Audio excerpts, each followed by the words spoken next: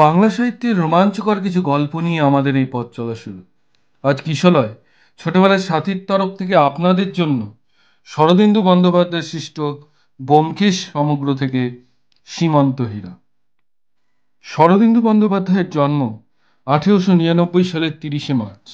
তিনি জন্মেছিলেন উত্তরপ্রদেশের জৌনপুর শহরের নিজের মামা বাড়িতে। আদিনিবাস পশ্চিমবঙ্গ রাজ্যের উত্তর কলকাতার বরানগর কুঠিঘাট অঞ্চলে। তার রচিত প্রথম সাহিত্য প্রকাশিত হয় তার 20 বছর বয়সে, যখন তিনি কলকাতায় বিদ্যাসাগর কলেজে আইন নিয়ে পড়াশোনা করছিলেন। পড়াশোনার সাথেই তিনি সাহিত্য চর্চাও করতে থাকেন। তার সৃষ্ট গোয়েন্দা চরিত্র ব্যোমকেশ বক্সী আত্মপ্রকাশ করে 1932 সালে। শরদিন্দু 1938 সালে বম্বে টকিজে চিত্রনাট্যকার রূপে কাজ শুরু করেন। 1952 সিনেমার কাজ ছেড়ে স্থায়ীভাবে পুনেতে বসবাস করতে শুরু করেন। পরবর্তী 18 বছর তিনি সাহিত্য চর্চায় অতিবাহিত করেন। 1970 সালে হৃদরোগে আক্রান্ত হয়ে তার মৃত্যু হয়। প্রধান চরিত্রে ব্যোমকেশ, অজিত কুমার, ত্রিদিবেন্দ্র নারায়ণ রায়, স্যার দিগীন্দ্র নারায়ণ রায়, উজিরে সিং, পুটিরাম এবং সেক্রেটারি। শুরু হচ্ছে ব্যোমকেশের পরবর্তী গল্প সীমান্ত হীরা।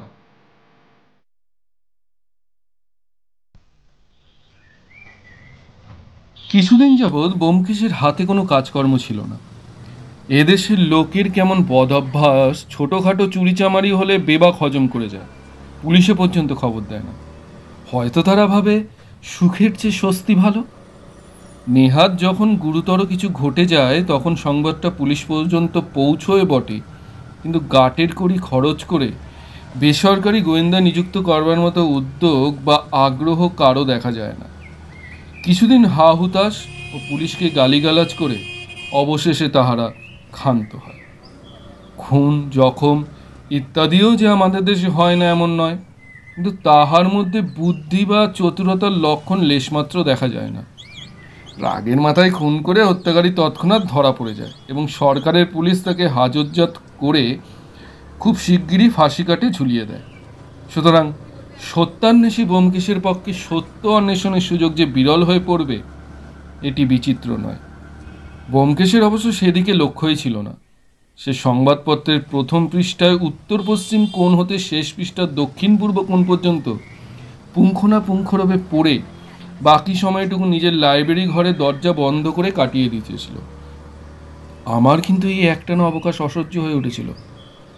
যদিও অপরাধের অনুসন্ধান করা আমার কাজ নয়, গল্প লিখে বাঙালি পাঠকের চিত্ত বিনোদন করাই আমার কাজ, তবু চোর ধরার যে একটা অপূর্ব মাদকতা আছে তা অস্বীকার করবার উপায় নেই।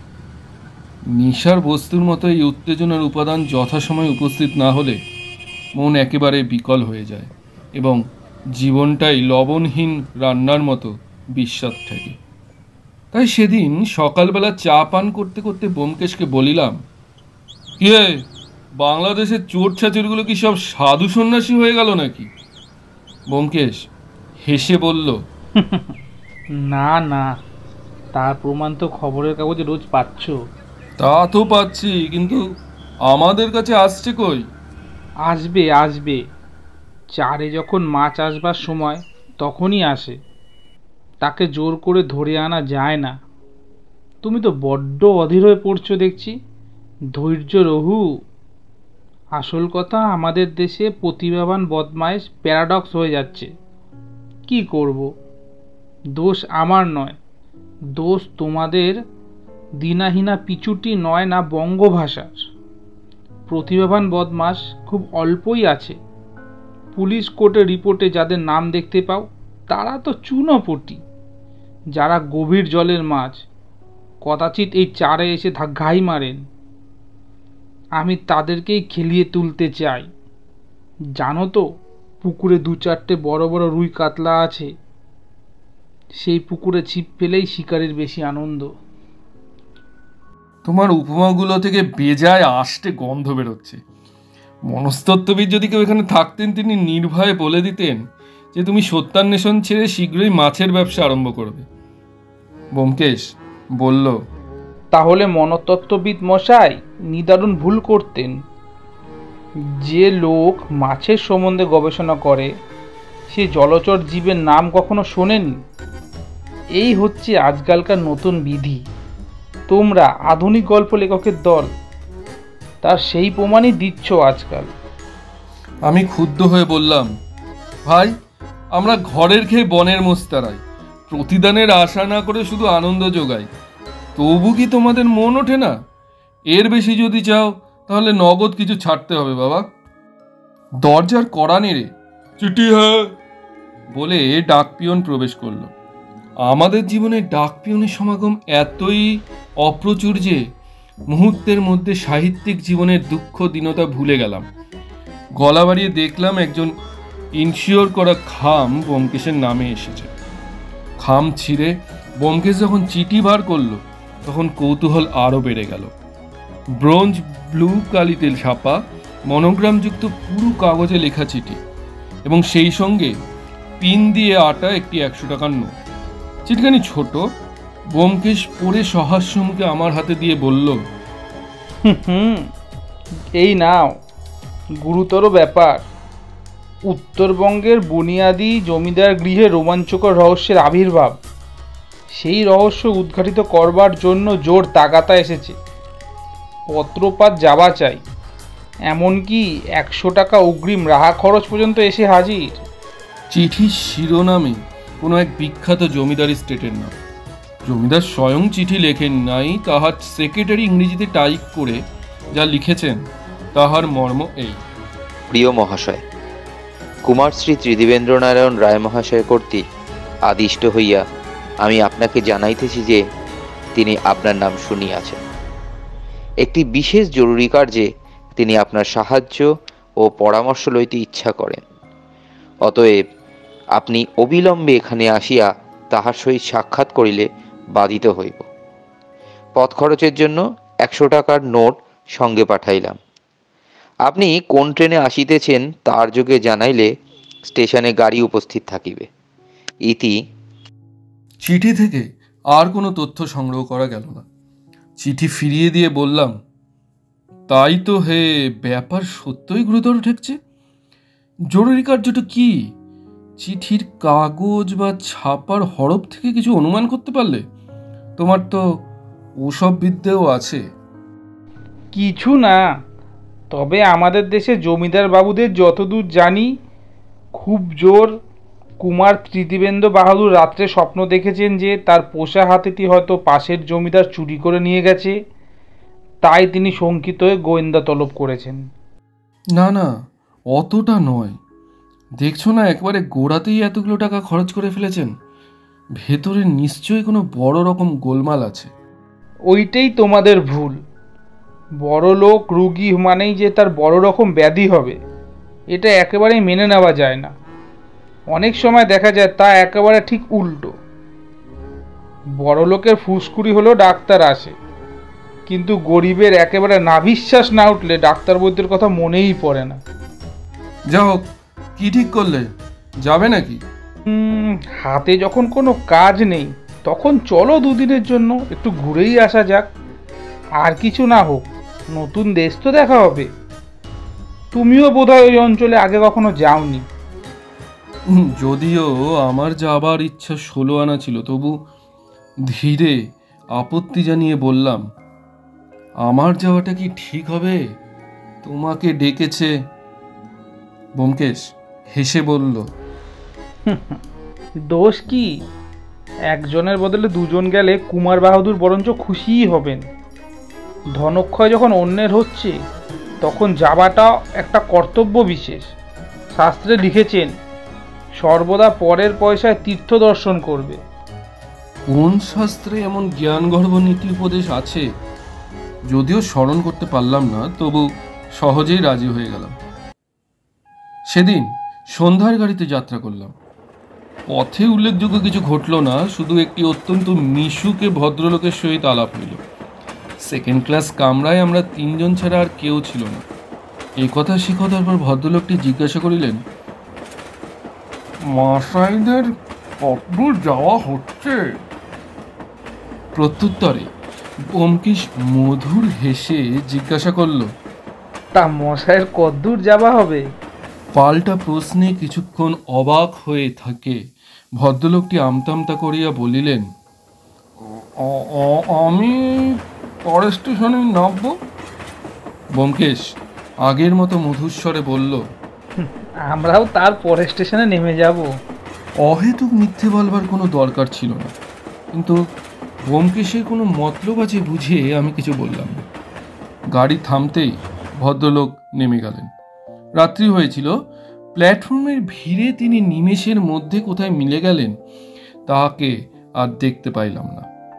2-3 স্টেশন পরে জানলার কাচ নামিয়ে বাইরে গলা বাড়িয়েছি, হঠাৎ দেখলাম পাশের একটা ইন্টার ক্লাসের কামরার জানলায় মাথা বের করে ভদ্রলোকটি আমাদের গাড়ির দিকেই তাকিয়ে আছেন। চোখাচোখি হওয়া মাত্র তিনি বিদ্যুৎ বেগে মাথাটা নিয়ে নিলেন। আমি উত্তেজিতভাবে ব্যোমকেশের দিকে ফিরে বললাম, ওহে। ব্যোমকেশ বলল, জানি ভদ্রলোক পাশের গাড়িতে উঠেছেন। ব্যাপারটা যত তুচ্ছ মনে করেছিলুম, দেখছি তা নয়। ভালোই। তারপর প্রায় প্রতি স্টেশনেই জানলা দিয়ে গলা বাড়িয়ে দেখেছি, কিন্তু সে ভদ্রলোকের চুলের টিকি পর্যন্ত দেখতে পাইনি। পরদিন ভোর হতে না হতে গন্তব্যস্থানে পৌঁছে গেলাম। স্টেশনটি ছোট, সেখান থেকে প্রায় 6-7 মাইল মোটরে যেতে হবে। একখানি দামি মোটর নিয়ে জমিদারের একজন কর্মচারী উপস্থিত ছিলেন। তিনি আমাদের সাদরে অভ্যর্থনা করলেন। আমরা মোটরে বসলাম। অতঃপর নির্জন পথ দিয়ে মোটর নিঃশব্দে ছুটে চলল। কর্মচারীটি প্রবীণ এবং বিচক্ষণ। ব্যোমকেশ কৌশলে তাকে 2-1টি প্রশ্ন করতেই তিনি বললেন, আমি কিছু জানি না মশাই, শুধু আপনাদের স্টেশন থেকে নিয়ে যাওয়ার হুকুম পেয়েছিলাম, তাই নিয়ে যাচ্ছি। আমরা মুখ তাকাতাকি করলাম, আর কোনো কথা হলো না। পরে জমিদার ভবনে পৌঁছে দেখলাম সে এক এলাহি কাণ্ড। মাঠের মাঝখানে যেন ইন্দ্রপুরী বসেছে। প্রকাণ্ড সাবেক 5 মহল ইমারত, তাকে ঘিরে প্রায় 30-40 বিঘা জমির উপর বাগান, হট হাউস, পুকুর, টেনিস কোর্ট, কাছারি বাড়ি, অতিথিশালা, পোস্ট অফিস, আরও কত কি। চারদিকে লস্কর, পিয়াদা, গোমাস্তা, সরকার, খাতক, প্রজার ভিড় লেগে গিয়েছে। আমাদের মোটর বাড়ির সম্মুখে থামিতেই জমিদারের প্রাইভেট সেক্রেটারি স্বয়ং এসে আমাদের সমাদর করে ভিতরে নিয়ে গেলেন। একটা আস্ত মহল আমাদের জন্য নির্দিষ্ট হয়েছিল। সেক্রেটারি বলিলেন, আপনারা হাত পা ধুয়ে জলযোগ করে নিন, ততক্ষণে কুমার বাহাদুরও আপনাদের সঙ্গে দেখা করবার জন্য তৈরি হয়ে যাবেন। স্নান সেরে বাইরে বেরোতেই প্রচুর প্রাতররাস এসে উপস্থিত হলো। তাহার যথারীতি ধ্বংস সাধন করে তৃপ্ত মনে ধূমপান করছি, এমন সময় সেক্রেটারি এসে বললেন, কুমার বাহাদুর আপনাদের জন্য লাইব্রেরি ঘরে অপেক্ষা করছেন। যদি আপনাদের অবসর হয়ে থাকে তবে আমার সঙ্গে আসুন।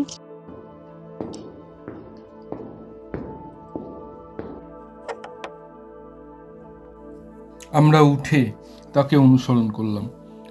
রাত সকাশে যাইছি এমন একটি ভাব নিয়ে লাইব্রেরি ঘরে প্রবেশ করলাম। কুমার ত্রিদিবেন্দ্র নারায়ণ নাম হতে আরম্ভ করে সর্ব বিষয়ে বিরাট আড়ম্বর দেখে মনের মধ্যে কুমার বাহাদুর সম্বন্ধে একটা গুরুগম্ভীর ধারণা জন্মেছিল, কিন্তু তার সম্মুখে উপস্থিত হয়ে সে ভ্রম ঘুচে গেল। দেখলাম আমাদেরই মতো সাধারণ পাঞ্জাবি পরা একটি সহাস্যমুখ যুবা পুরুষ, গৌর বর্ণ, সুশ্রী চেহারা, ব্যবহারে তিলমাত্র আড়ম্বর নেই। আমরা যেতেই চেয়ার থেকে উঠে আগেই হাত তুলে নমস্কার করলেন। পলকের জন্য একটু দ্বিধা করে ব্যোমকেশকে বলিলেন, আপনি ব্যোমকেশ বাবু, আসুন। ব্যোমকেশ আমার পরিচয় দিতে গিয়ে বলল, ইনি আমার সহকারী ও বন্ধু এবং ভবিষ্যৎ জীবনী লেখক, তাই ওকে সহজে কাটছাড়া করিনে। কুমার ত্রিদীপ হেসে বললেন, আশা করি আপনার জীবনী লেখার প্রয়োজন এখনো অনেক দূরে। অজিতবাবু এসেছেন, আমি ভারী খুশি হয়েছি, কারণ প্রধানত ওর লেখার ভেতর দিয়েই আপনার নামের সঙ্গে আমাদের পরিচয়। উৎফুল্ল হয়ে উঠলাম। অন্যের মুখে নিজের লেখার উল্লেখ যে কত মধুর তা যিনি ছাপার অক্ষরের কারবার করেন তিনিই জানেন। বুঝলাম ধনী জমিদার হলেও লোকটি অতি শিক্ষিত এবং বুদ্ধিমান। লাইব্রেরি ঘরের চারদিকে চক্ষু ফিরে দেখলাম দেয়াল সংলগ্ন আলমারিগুলি দেশি বিলাতি নানা প্রকার বইয়ে ঠাসা। টেবিলের উপরেও অনেকগুলি বই এখানে ওখানে ছড়ানো রয়েছে। লাইব্রেরি ঘরটি যে কেবলমাত্র জমিদার গৃহের শোভাবর্ধনের জন্য নয়, রীতিমতো ব্যবহারের জন্য, তাতে কোনো সন্দেহ রইল না। আরও কিছুক্ষণ শিষ্টতা বিনিময়ের পর কুমার বাহাদুর বলিলেন,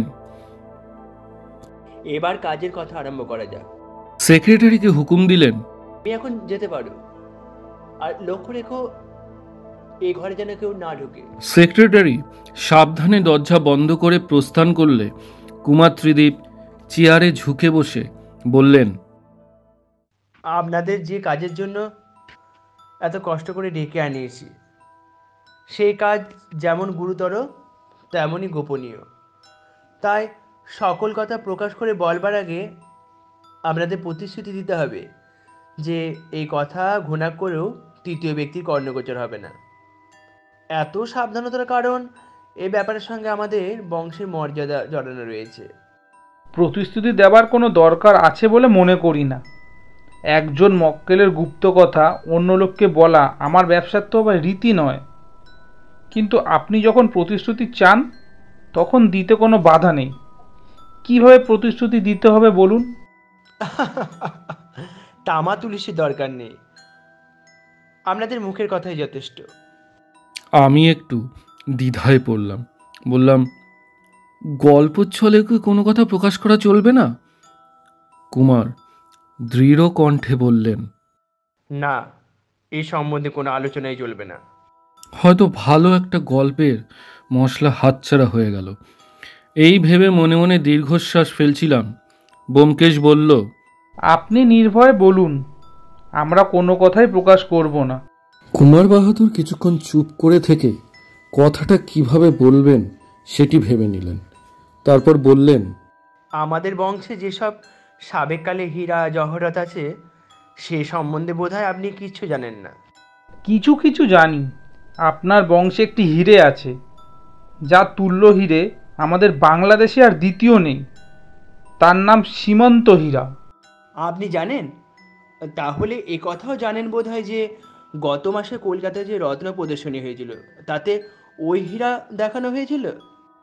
জানি, কিন্তু দুর্ভাগ্যবশত সে হীরা চোখে থাকার সুযোগ হয়নি। কিছুক্ষণ নীরব থেকে কুমার বললেন, সে সুযোগ আর কখনো হবে কিনা জানি না। হীরাটা চুরি গেছে। চুরি গেছে? শান্ত কণ্ঠে কুমার বললেন, হ্যাঁ, সেই সম্পর্কে আপনাকে আনিয়েছি। ঘটনাটা শুরু থেকে বলি শুনুন। আপনি নিশ্চয়ই জানেন আমাদের এই জমিদার বংশ অতি প্রাচীন কাল থেকে চলে আসছে। 12 ভূঁইয়ারও আগে পাঠান বংশের আমলে আমাদের আদি পূর্বপুরুষ এই জমিদারি অর্জন করেন।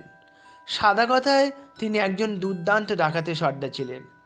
নিজের বাহুবলে সম্পত্তি লাভ করে পরে বাদশার কাছ থেকে সনন্দ আদায় করেন। সে বাদশাহী সনন্দ এখনও আমাদের কাছে বর্তমান আছে। এখন আমাদের অনেক অধঃপতন হয়েছে। চিরস্থায়ী বন্দোবস্তর আগে আমাদের রাজা উপাধি ছিল। ওই সীমান্ত হীরা আমাদের আদি পূর্বপুরুষের সময় থেকে পুরুষানুক্রমে এই বংশে চলে আসছে। একটা প্রবাদ আছে যে এই হীরা যতদিন আমাদের কাছে থাকবে ততদিন বংশের কোনো অনিষ্ট হবে না। কিন্তু হীরা কোনো রকমে হস্তান্তরিত হলেই এক পুরুষের মধ্যে বংশ লোভ হয়ে যাবে। একটু থেমে কুমার আবার বলতে লাগলেন, জমিদারের জ্যেষ্ঠ পুত্র জমিদারই উত্তরাধিকারী হয়, এই হচ্ছে আমাদের বংশের চিরাচরিত লোকাচার। কনিষ্ঠরা কেবল বাবুয়ান বা ভরণ পোষণ পান। এই সূত্রে 2 বছর আগে আমার বাবার মৃত্যুর পর আমি জমিদারি পেয়েছি। আমি বাপের একমাত্র সন্তান। উপস্থিত আমার এক কাকা আছেন, তিনি বাবুয়ান স্বরূপ 3000 টাকা মাসিক খোরপোশ জমিদারি থেকে পেয়ে থাকেন। এ তো গেল গল্পের ভূমিকা। এবার হীরা চুরি ঘটনাটা বলি। রত্ন প্রদর্শনীতে আমার হীরা এক্সিবিট করবার নিমন্ত্রণ যখন এলো তখন আমি নিজে স্পেশাল ট্রেনে করে সেই হীরা নিয়ে কলকাতায় গেলাম। কলকাতায় পৌঁছে হীরাখানা প্রদর্শনী কর্তৃপক্ষের কাছে জমা করে দেবার পর তবে নিশ্চিত হলাম। আপনারা জানেন প্রদর্শনীতে বরোদা, হায়দ্রাবাদ, পাতিয়ালা প্রভৃতি রাজবংশের খানদানি জহরত প্রদর্শিত হয়েছিল। প্রদর্শনে কর্তা ছিলেন স্বয়ং গভর্নমেন্ট, সুতরাং সেখান থেকে হিরে চুরি যাওয়ার কোনো ভয় ছিল না। তাছাড়া যে গ্লাস কেসে আমার হীরা রাখা হয়েছিল তার চাবি কেবল আমারই কাছে ছিল। 7টা দিন ধরে এক্সিবিশন চলল। 8 দিনের দিন আমার হীরা নিয়ে আমি বাড়ি ফিরে এলাম। বাড়ি ফিরে এসে জানতে পারলাম যে আমার হীরা চুরি গেছে। তার বদলে যা ফিরিয়ে এনেছি তা 200 টাকা দামের মেকি পেস্ট। কুমার চুপ করল। ব্যোমকেশ জিজ্ঞাসা করল, তা চুরি ধরা পড়ার পর প্রদর্শনী কর্তৃপক্ষ কিংবা পুলিশকে খবর দেননি কেন? খবর দেওয়া কোনো লাভ হতো না, কারণ কে চুরি করেছে চুরি ধরা পড়ার সঙ্গে সঙ্গে তা জানতে পেরেছিলাম। ও, ব্যোমকেশ তীক্ষ্ণ দৃষ্টিতে কিছুক্ষণ কুমারের মুখের দিকে চেয়ে বলল, তারপর বলে যান। এ কথা কাউকে বলবার নয়, পরে জানাজানি হয়ে পারিবারিক কলঙ্ক বার হয়ে পড়ে। খবরের কাগজে এই নিয়ে লেখালেখি শুরু হয়ে যায়। কথাটা আরো খোলসা করে বলা দরকার। পূর্বে বলেছি আমার এক কাকা আছেন, তিনি কলকাতায় থাকেন। স্টেট থেকে মাসিক 3,000 টাকা খরচা পান। তার নাম আপনারা নিশ্চয়ই শুনেছেন। তিনি বিখ্যাত শিল্পী এবং বৈজ্ঞানিক স্যার দিগীন্দ্র নারায়ণ রায়। তার মতো আশ্চর্য মানুষ কম দেখা যায়। বিলেতে জন্মালেও তিনি বোধহয় অদ্বিতীয় মনীষী বলে পরিচিত হতে পারতেন। যেমন তার অসাধারণ বুদ্ধিমত্তা, তেমনই অগাধ পাণ্ডিত্য। গত মহাযুদ্ধের সময় তিনি প্লাস্টার অফ প্যারিস সম্বন্ধে কি একটা তথ্য আবিষ্কার করে ইংরেজ গভর্নমেন্টকে উপহার দিয়েছিলেন। তার ফলে স্যার উপাধি পান। শিল্পের দিকেও তার কি অসামান্য প্রতিভা। তার পরিচয় সম্ভবত আপনাদের অল্প বিস্তর জানা আছে। প্যারিসের শিল্প প্রদর্শনীতে মহাদেবের প্রস্তর মূর্তি এক্সিবিট করে তিনি যে সম্মান প্রশংসা লাভ করেন তা কারুর অবিদিত নেই। মোটের ওপর এমন বহুমুখী প্রতিভা সচরাচর চোখে পড়ে না। বলে কুমার বাহাদুর একটু হাসলেন। আমরা নড়ে চড়ে বসলাম। কুমার আবার বলতে লাগলেন, কাকা আমাকে কম স্নেহ করেন না, কিন্তু একটি বিষয়ে তার সঙ্গে আমার মতভেদ হয়েছিল। ওই হীরাটা তিনি আমার কাছে চেয়েছিলেন। হীরাটার ওপর তার অহেতুক আসক্তি ছিল। তার দামের জন্য নয়, শুধু হীরাটাকে নিজের কাছে রাখবার জন্য তিনি প্রায় পাগল হয়ে উঠেছিলেন। আমি জিজ্ঞাসা করলাম, হিরেটার দাম কত হবে? কুমার একটু হেসে বললেন, খুব সম্ভবত 3 পয়সার। টাকা দিয়ে যে জিনিস কেনবার মতো লোক ভারতবর্ষে খুব কমই আছে। তাছাড়া আমরা কখনো তার দাম যাচাই করে দেখিনি। গৃহদেবতার মতোই সেই হীরাটা অমূল্য ছিল। সে যাক, আমার বাবার কাছেও কাকা ওই হীরাটা চেয়েছিলেন, কিন্তু বাবা দেননি। তারপর বাবা মারা যাবার পর কাকা আমার কাছে সেটা চাইলেন। বললেন, আমার মাসহারা চায় না, তুমি শুধু আমার হীরাটা দাও। বাবা মৃত্যুকালে আমাকে এ বিষয়ে সাবধান করে দিয়েছিলেন। তাই জোরাত করে কাকাকে বললাম, কাকা আপনার আর যা ইচ্ছা নিন, কিন্তু ওই হীরাটা দিতে পারবো না। বাবার শেষ আদেশ। কাকা আর কিছু বললেন না, কিন্তু বুঝলাম তিনি আমার ওপর মর্মান্তিক অসন্তুষ্ট হয়েছেন। তারপর থেকে কাকার সঙ্গে আর আমাদের দেখা হয়নি, তবে পত্র ব্যবহার হয়েছে। যেদিন হীরাটা নিয়ে কলকাতা থেকে ফিরে এলাম, তারপর দিন কাকার কাছ থেকে এক চিঠি এলো। ছোট্ট চিঠি, কিন্তু পড়ে মাথা ঘুরে গেল। এই দেখুন সেই চিঠি। চাবি দিয়ে সেক্রেটারিয়েট টেবিলের দেরাজ খুলে কুমার বাহাদুর একখানা চিঠি বার করে দিলেন। ছোট ছোট সুন্দর অক্ষরে লেখা বাংলা চিঠি। তাতে লেখা আছে, কল্যাণী ও খোকা, দুঃখিত হও না, তোমরা দিতে চাওনি তাই আমি নিজের হাতেই নিলাম। বংশলোপ হবে বলে যে কুসংস্কার আছে তাতে বিশ্বাস করো না। ওটা আমার পূর্বপুরুষদের একটা ফন্দি মাত্র, যাতে জিনিসটা হস্তান্তরিত করতে কেউ সাহস না করে। আশীর্বাদ নিও। ইতি তোমার কাকা শ্রী দিগীন্দ্র নারায়ণ রায়। ব্যোমকেশ নিঃশব্দে চিঠি ফেরত দিল। কুমার বলতে লাগলেন, চিঠি পড়েই ছুটলাম তোষাখানায়। লোহার সিন্ধু খুলে হীরার বাক্স বার করে দেখলাম হীরা ঠিক আছে। দেওয়ান মশাইকেও ডাকলাম, তিনি জহরতের একজন ভালো জহুরি। দেখেই বললেন জাল হীরা, কিন্তু চেহারায় কোথাও এতটুকু তফাৎ নেই, একেবারে অবিকল আসল হীরার জোড়া। কুমার দেরাজ খুলে একটা ভেলভেটের বাক্স বার করলেন। ডালা খুলতেই সুপারির মতো গোলাকার একটা পাথর আলোতে ঝকমক করে উঠল। কুমার বাহাদুর 2 আঙুলে সেটা তুলে ব্যোমকেশের হাতে দিয়ে বললেন, জহুরি ছাড়া কারো সাধ্য নয় যে বোঝে এটা ঝুটো। আসলে 200 টাকার বেশি এর দাম নয়। অনেকক্ষণ ধরে আমরা সেই মূল্যহীন কাচখণ্ডটাকে ঘুরে ফিরিয়ে দেখলাম। তারপর দীর্ঘ নিঃশ্বাস ছেড়ে ব্যোমকেশ সেটা ফিরিয়ে দিল। বলল, তাহলে আমার কাজ হচ্ছে সে আসল হীরাটা উদ্ধার করা।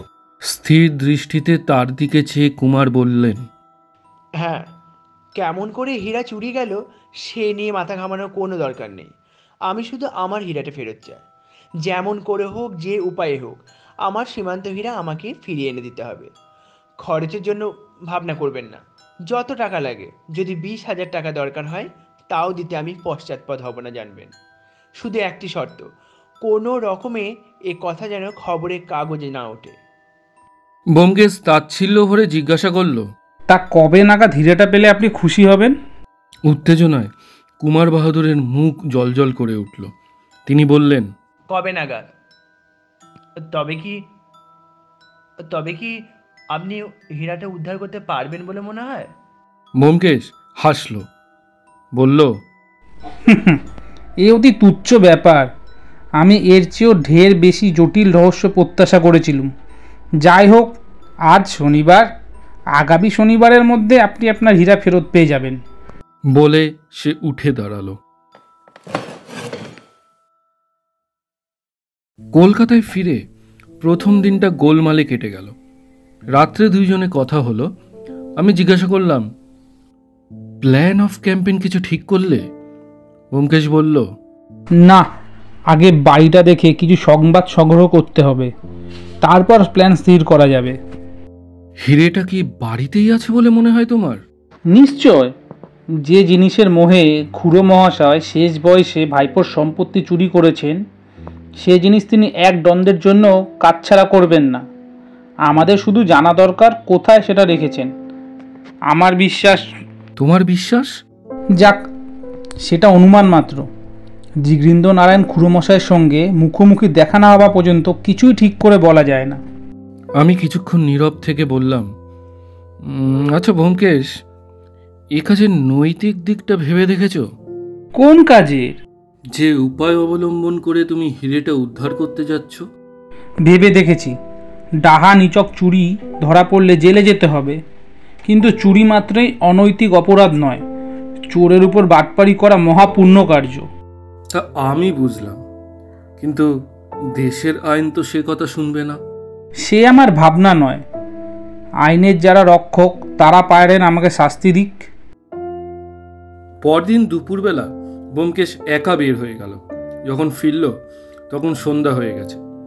হাত মুখ ধুয়ে জলযোগ করতে বসলে আমি জিজ্ঞাসা করলাম, কাজ কতদূর হলো? ব্যোমকেশ অন্যমনস্কভাবে কচুরিতে কামড় দিয়ে বলল, বিশেষ সুবিধা হলো না। বুড়ো একটা হারতেল ঘুঘু আর তার একটা নেপালি চাকর আছে। সে বেটার চোখ দুটো ঠিক শিকারি বিড়ালের মতো। যাই হোক, একটা সুরাহা হয়েছে। বুড়োর একজন সেক্রেটারি লাগবে। 2টো দরখাস্ত করে এসেছি। সব কথা খুলে বলো। চায়ে চুমুক দিয়ে বাটি আর কাপ নামিয়ে রেখে ব্যোমকেশ বলল, কুমার বাহাদুর যা বলেছিলেন তা নিহাত মিথ্যে নয়। খুড়ো মহাশয় অতি পাকা লোক। বাড়িটা নানা রকম বহুমূল্য জিনিসের একটা মিউজিয়াম বললেই হয়। কর্তা একা থাকেন বটে, কিন্তু অনুগত এবং বিশ্বাসী লোক লস্করের অভাব নেই। প্রথমত বাড়ির কম্পাউন্ডে ঢোকাই মুশকিল। ফটকে 4-4টে দারোয়ান অস্ত্রশস্ত্র নিয়ে বসে থাকে। কেউ ঢুকতে গেলেই হাজারখানা প্রশ্ন। পাঁচিল ডিঙিয়ে যে ঢুকবে তারও উপায় নেই। প্রায় 8 হাত উঁচু পাঁচিল, তার উপর সুচালো লোহার শিক বসানো। যা হোক, কোনো রকমের দারোয়ানদের খুশি করে যদি ফটক দিয়ে ভিতরে ঢুকি, তাহলে বাড়ির দরজায় নেপালি ভিত্ত উজরে সিং থাপা বাঘের মতন থাবা গেড়ে বসে আছেন। ভালো রকম কৈফিয়ত যদি দিতে না পারো, বাড়িতে ঢোকার আশা ওইখানেই ইতি। রাত্রের ব্যবস্থা আরও চমৎকার।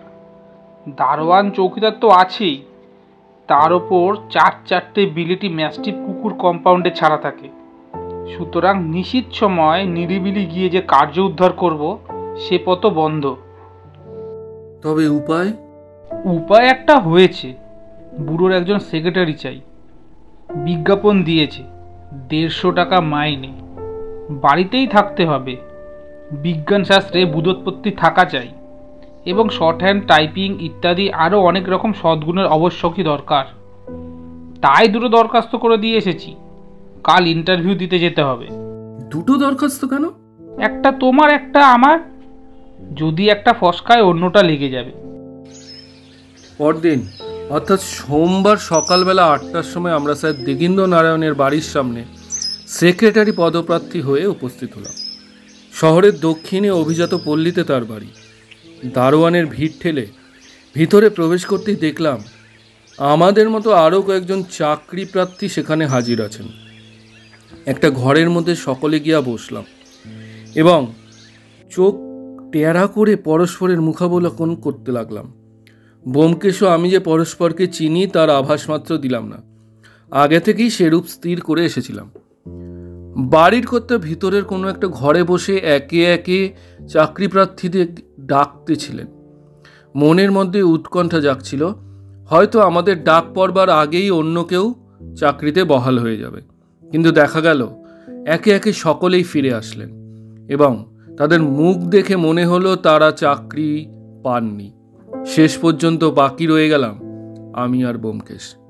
বলা বাহুল্য, ব্যোমকেশ নাম ভারিয়ে দরখাস্ত করেছিল। আমার নতুন নামকরণ হয়েছিল জিতেন্দ্রনাথ এবং ব্যোমকেশের নিখিলেশ। পাছে ভুলে যাই তাই নিজের নামটা মাঝে মাঝে আবৃত্তি করে নিচ্ছিলাম। এমন সময় ভৃত্য সে জানালো কর্তা আমাদের দুজনকে একসঙ্গে ডেকেছেন। কিছুটা অবাক হলাম। ব্যাপার কি? এতক্ষণ তো একে একে ডাক পড়ছিল, এখন আবার একসঙ্গে কেন? যা হোক, বিনা বাক্য খরচা করে ভৃত্যের অনুসরণ করে গৃহস্বামীর সম্মুখীন হলাম। প্রায় আসবাব শূন্য প্রকাণ্ড একখানা ঘরের মাঝখানে বৃহৎ সেক্রেটারিয়েট টেবিল এবং তারই সম্মুখে দরজার দিকে মুখ করে হাত কাটা পিরান পরিহিত বিশালাকায় স্যার দিগীন্দ্র বসিয়া আছেন। বুলডগের মুখে কাঁচা পাকা দাড়ি গজালে যেরকম দেখতে হয় সেই রকম একখানা মুখ। হঠাৎ দেখলে বাপরে বলে চেঁচিয়ে উঠতে ইচ্ছে হয়। হাড়ির মতো মাথা, তার মাঝখানে টাক পড়ে খানিকটা স্থান চকচকে হয়ে গেছে। প্রকাণ্ড শরীর এবং প্রকাণ্ড মাথার মাঝখানে গ্রীবা বলে কোনো পদার্থ নেই। দীর্ঘ রোমাস বাহু দুটো বনমানুষের মতন দৃঢ় এবং ভয়ঙ্কর, কিন্তু তার প্রান্তে আঙুলগুলি ভারতীয় চিত্রকলার মতো সরু ও সুদৃশ্য। একেবারে লতিয়ে না গেলেও পিছনের দিকে ঈষৎ বেঁকে গেছে। চক্ষু দুটো ক্ষুদ্র এবং সর্বদাই যেন লড়াই করবার জন্য প্রতিদ্বন্দ্বী খুঁজছে। মোটের ওপর আরব্য উপন্যাসের দৈত্যের মতো এই লোকটিকে দেখবা মাত্র একটা অহেতুক সম্ভ্রম ও ভীতির সঞ্চার হয়। মনে হয় এর ওই কুদর্শন দেহটার মধ্যে ভালো ও মন্দ করিবার অফুরন্ত শক্তি রয়ে গেছে। আমরা বিনীতভাবে নমস্কার করে টেবিলের সামনে গিয়ে দাঁড়ালাম। সেই ক্ষুদ্র চোখ দুটি আমার মুখ থেকে ব্যোমকেশের মুখে দ্রুতবেগে কয়েকবার যাতায়াত করে ব্যোমকেশের মুখের উপর স্থির হলো। তারপর সেই প্রকাণ্ড মুখে এক অদ্ভুত হাসি দেখা দিল। বুলডগ হাসিতে পারে কিনা জানি না, কিন্তু পারিলে বোধ করি ওই রকমই হাসত। এই হাস্য ক্রমে মিলে গেলে জলদ গম্ভীর গলায় শব্দ হইল, উজরে দরজা বন্ধ করে দাও। নেপালি ভৃত্য উজরে সিং দরজার সামনেই দাঁড়িয়েছিল। নিঃশব্দে বাইরে থেকে দরজা বন্ধ করে দিল। কর্তা তখন টেবিলের ওপর থেকে আমাদের দরখাস্ত দুইটি তুলে নিয়ে বললেন, কার নাম নিখিলেশ? আজ্ঞে আমার। তুমি নিখিলেশ আর তুমি জিতেন্দ্রনাথ। তোমরা দুজনে সল্লা করে দরখাস্ত করেছো? আজ্ঞে আমি ওকে চিনি না। বটে, চেনো না? কিন্তু দরখাস্ত পড়ে আমার অন্যরকম মনে হয়েছিল। যা হোক, তুমি এমএসসি পাশ করেছো? আগে হ্যাঁ, কোন ইউনিভার্সিটি থেকে? ক্যালকাটা ইউনিভার্সিটি থেকে। টেবিলের উপর থেকে একখানা মোটা বই তুলে তাহার পাতা খুলে বললেন, কোন সালে পাশ করেছো? দেখলাম বইখানা ইউনিভার্সিটি থেকে মুদ্রিত পরীক্ষায় উত্তীর্ণ ছাত্রদের নামের তালিকা। আমার কপাল ঘেমে উঠল। এরে, এবার বুঝি সব ফেসে যায়। ব্যোমকেশ কিন্তু গলা না কাঁপিয়ে বলল, আগে এ বছর মাসখানেক আগে রেজাল্ট বেরিয়েছে।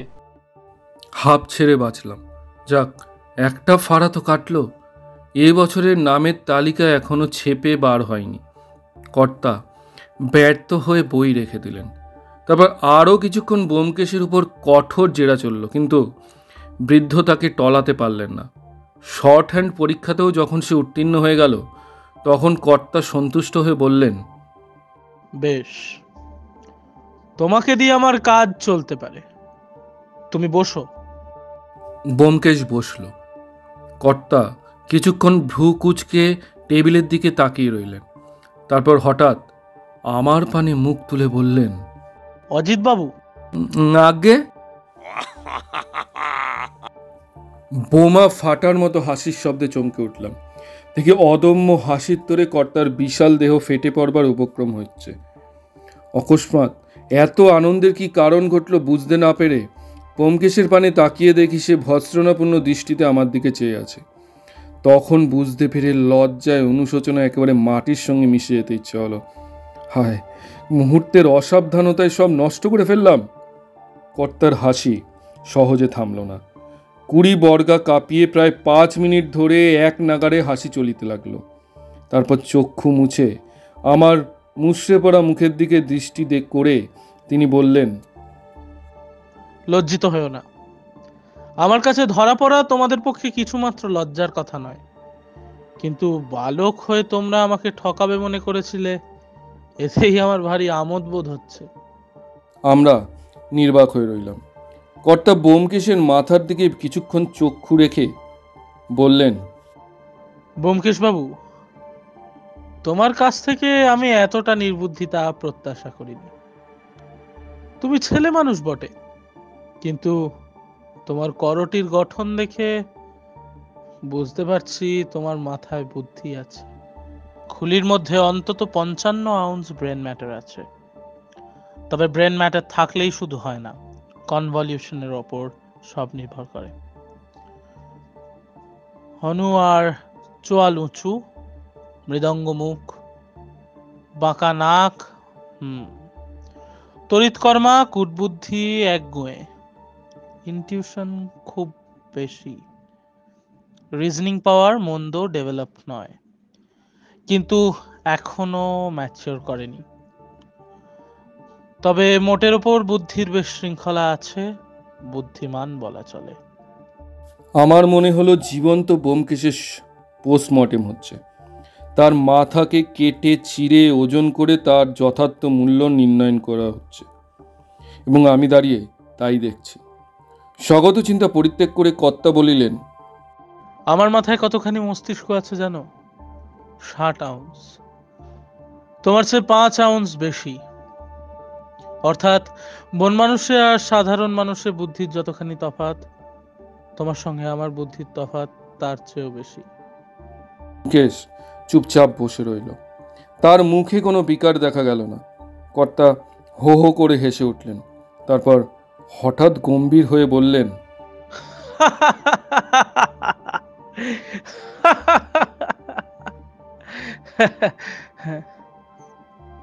খোকা তোমাকে পাঠিয়েছে একটা জিনিস চুরি করবার জন্য, কিন্তু তুমি পারবে বলে মনে হয়? এবারও ব্যোমকেশ কোনো উত্তর দিল না। তার নির্বিকার নীরবতা লক্ষ্য করে কর্তা ব্যঙ্গ করিয়া বললেন, কি হে ব্যোমকেশ বাবু, একেবারে ঠান্ডা হয়ে গেলে যে? বলি, এত বড় একটা কাজ হাতে নিয়েছো, পুরুত সেজে ঠাকুর চুরি করতে ঢুকেছো, তো কিরকম মনে হচ্ছে? পারবে চুরি করতে? ব্যোমকেশ শান্ত স্বরে বলল, 7 দিনের মধ্যে কুমার বাহাদুরের জিনিস তাকে ফিরিয়ে দেব। কথা দিয়ে এসেছি। কর্তার বড় মুখ আরও বড় হয়ে গেল। ঘন রোমজ ভ্রু দুটি কপালের উপর যেন তাল পাকিয়ে গেল। তিনি বললেন, বটে বটে, তোমার সাহস তো কম না দেখছি। কিন্তু কি করে কাজ হাসিল করবে শুনি? এখনই তোমাদের ঘাড় ধরে বাড়ি থেকে বার করে দেব। তারপর? ব্যোমকেশ মৃদু হেসে বলল, আপনার থেকে একটা সংবাদ পাওয়া গেল, হিরেটা আপনার বাড়িতেই আছে। বড় বড় চোখ করে কর্তা ব্যোমকেশের দিকে তাকিয়ে বললেন, হ্যাঁ আছে, কিন্তু তুমি পারবে খুঁজে নিতে? তোমার ঘটে সে বুদ্ধি আছে কি? ব্যোমকেশ কেবল একটু হাসল। মনে হলো এইবার বুঝি ভয়ঙ্কর কিছু একটা ঘটবে। কর্তার কপালের শিরাগুলো ফুলে উঁচু হয়ে উঠল। দুই চোখে অন্ধ জিজ্ঞাসা জলজল করতে লাগলো। হাতের কাছে অস্ত্রশস্ত্র কিছু থাকলে ব্যোমকেশের একটা কিছু হয়ে যাবার উপক্রম হইতো, তাতে কোনো সন্দেহ নেই। ভাগ্যক্রমে সেরূপ কিছু ছিল না। তাই সিংহ যেমন করিয়া কেশর নাড়া দেয়, তেমনইভাবে মাথা নেড়ে কর্তা বললেন, দেখো ব্যোমকেশ বাবু, তুমি মনে করো তোমার ভারী বুদ্ধি না? তোমার মতো ডিটেকটিভ দুনিয়ায় আর নেই। তুমি বাংলাদেশের বার্তিল। বেশ, তোমাকে তাড়াবো না। এই বাড়ির মধ্যে যাতায়াত করবার অবাধ অধিকার তোমায় দিলাম। যদি পারো খুঁজে বার করো সে জিনিস, 7 দিনের মধ্যে ফিরিয়ে দেবে, কথা দিয়েছো না? তোমাকে 7 বছর সময় দিলাম, বার করো খুঁজে, and be damned. কর্তা উঠে দাঁড়িয়ে গর্জন করলেন। উজরে সিং। উজরে সিং সঙ্গে সঙ্গে উপস্থিত হলো। কর্তা আমাদের নির্দেশ করে বললেন, এই বাবু দুটিকে চিনে রাখো। আমি বাড়িতে থাকি বা না থাকি, এরা এ বাড়িতে যেখানে ইচ্ছে যেতে পারে, বাধা দিও না, বুঝলে? যাও। উজরে সিং তার নির্বিকার নেপালি মুখ ও তির্যক চোখ আমাদের দিকে একবার ফিরিয়ে জো হুকুম বলে প্রস্থান করল। কর্তা এবার রঘুবংশের কুম্ভধর নামক সিংহের মতো হেসে বললেন, খুঁজি খুঁজি নারী, যে পায় তারই, বুঝলে হে ব্যোমকেশ চন্দ্র? আগে শুধু ব্যোমকেশ, চন্দ্র নেই। না থাক, কিন্তু বুড়ো হয়ে মরে যাবে, তবু সে জিনিস পাবে না, বুঝলে? দিগিন রায় যে জিনিস লুকিয়ে রাখে, সে জিনিস খুঁজে বার করা ব্যোমকেশ বক্সির কর্ম নয়। ভালো কথা, আমার লোহার সিন্ধুক ইত্যাদির চাবি যখন দরকার হবে চেয়ে নিও। তাতে অবশ্য অনেক দামি জিনিস আছে, কিন্তু তোমার উপর আমার অবিশ্বাস নেই। আমি এখন আমার স্টুডিওতে চললাম। আমাকে আজ আর বিরক্ত করো না। আর আরেকটা বিষয় তোমাদের সাবধান করে দিই, আমার বাড়িময় অনেক বহুমূল্য ছবি আর প্লাস্টারের মূর্তি ছড়ানো আছে। হিরে খোঁজার আগ্রহে সেগুলো যদি কোনো রকমে ভেঙে নষ্ট করো, তাহলে সেই দণ্ডেই কান ধরে বার করে দেব। যে সুযোগ পেয়েছো তাও হারাবে। এইরূপ সুমিষ্ঠ সম্ভাষণে পরিতুষ্ট করে স্যার দ্বিগেন্দ্র ঘর হতে নিষ্ক্রান্ত হয়ে গেলেন। দুজন মুখোমুখি কিছুক্ষণ বসে থাকলাম। বুড়োর সহিত সংঘর্ষে ব্যোমকেশও ভিতরে ভিতরে বেশ কাবু হয়েছিল, তাই ফ্যাকাশি গোছের একটু হাসি হাসিয়া বলল, চলো হে, বাসায় ফেরা যাক, আজ আর কিছু হবে না। অন্যকে ঠকাতে গিয়ে নিজে ঠকে অপদস্থ হওয়ার মতো লজ্জা অল্পই আছে, তাই পরাজয় ও লাঞ্ছনার গ্লানি নিয়ে নীরবে বাসায় পৌঁছলাম। 2 পেয়ালা করে চা গলাধকরণ করবার পর মন খানিকটা চাঙ্গা হলে বললাম, ব্যোমকেশ, আমার বোকামিতেই সব মাটি হলো। ব্যোমকেশ বলল, বোকামি অবশ্য তোমার হয়েছে, কিন্তু সেই জন্য কোনো ক্ষতি হয়নি। বুড়ো আগে থাকতেই সব জানতো। মনে আছে ট্রেনে সে ভদ্রলোকটি, যিনি পরে স্টেশনে নেমে যাবেন বলে পাশের গাড়ি থেকে উঠেছিলেন? তিনি এরই গুপ্তচর। বুড়ো আমাদের নারী নক্ষত্র সব জানে। খুব বাদর বানিয়ে ছেড়ে দিল। এরকমটা কিন্তু আগে কখনো হয়নি। ব্যোমকেশ চুপ করে রইল, তারপর বলল, বুড়োর ওই মারাত্মক দুর্বলতাটুকু ছিল বলেই রক্ষে, নইলে আজ হাল ছেড়ে দিতে হতো। আমি সোজা হয়ে বসে বললাম, কিরকম? তোমার কি এখনো আশা আছে নাকি? বিলক্ষণ আছে বই কি, তবে বুড়ো যদি সত্যি ঘাড় ধরে বার করে দিত তাহলে কি হতো তা বলা যায় না। যা হোক, বুড়োর একটা দুর্বলতার সন্ধান যখন পাওয়া গেছে, তখন ওই থেকে কার্যসিদ্ধি করতে হবে। কোন দুর্বলতার সন্ধান পেলে শুনি? আমি তো বাবা কোথাও এতটুকু ছিদ্র পেলাম না। একেবারে নিরেট, নিভাজ, লোহার মতো শক্ত। কিন্তু ছিদ্র আছে, বেশ বড় রকমের ছিদ্র, এবং সেই ছিদ্র পথেই আমরা বাড়ির ভিতর ঢুকে পড়েছি। কি জানি কেন বড় বড় লোকের মধ্যে এই দুর্বলতা সবচেয়ে বেশি দেখা যায়। যার যত বেশি বুদ্ধি, বুদ্ধির অহংকার তার চতুর্গুণ, ফলে বুদ্ধি থেকেও কোনো লাভ হয় না। হেয়ালি না করে একটু পরিষ্কার করে বলো।